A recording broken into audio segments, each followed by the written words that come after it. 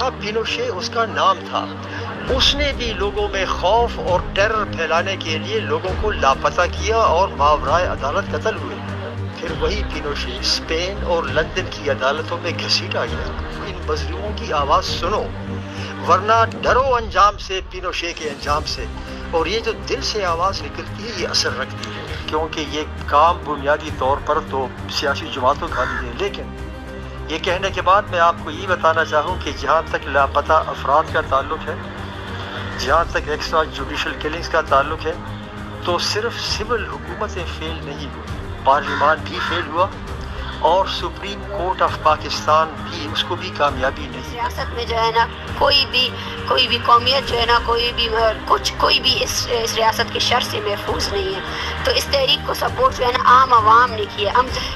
کسی نے کمبل دیا تو کسی نے اپنے گھر میں جگہ دی، اور کوئی جو ہے نا اپنا روزگار چھوڑ کے آ گیا. تو یہ وہ تحریک ہے جو پورے بلوچستان کا یہی ڈیمانڈ ہے کہ بھئی ہمارے لوگوں کو جینے دیا جائے. کیا مسئلہ ہے آپ قوم سے؟ کیوں نوجوانوں کو لے جا کر ہمارے مارتے ہو؟ کیوں ہمارے عورتوں کو اغوا کرتے ہو؟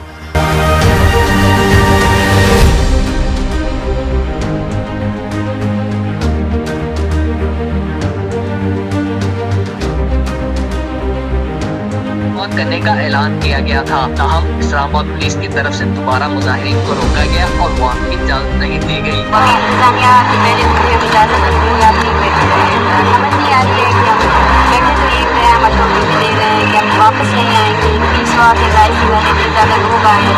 نہ ملنے پر مظاہرین نے اسلام آباد پریس کلب کے باہر جبری گمشدگیوں کے خلاف احتجاجی کیمپ پر ہی احتجاجی دھرنا دے دیا. کیمپ پر سینئر صحافی حامد میر، پشتون تحفظ موومنٹ کے علی وزیر اور گورنر بلوچستان عبدالولی خان کاکڑ نے بھی شرکت.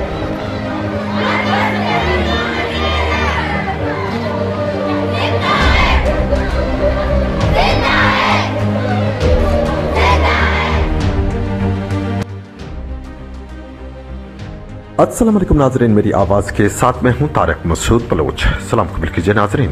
اسلام آباد کی سڑکوں اور چوراہوں پر بلوچ احتجاج ہنوز جاری.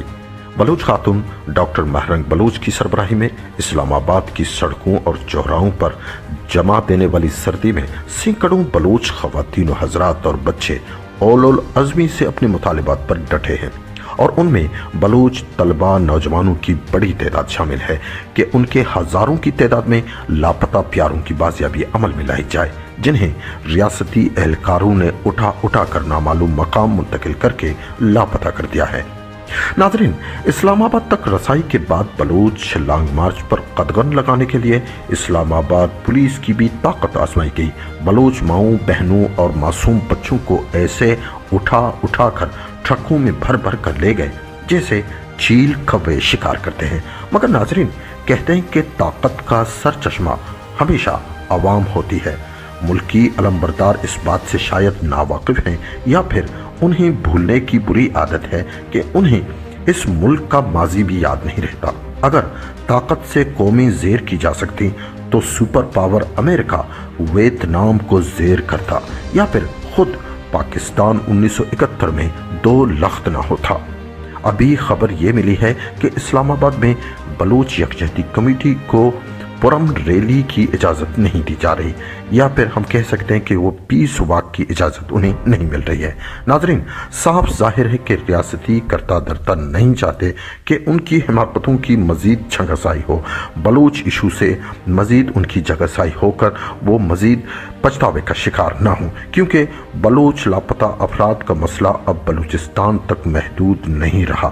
لہٰذا اب مزید طاقت آزمائی ماں سوائے فضول حماقت کے اور کچھ بھی نہیں ہے.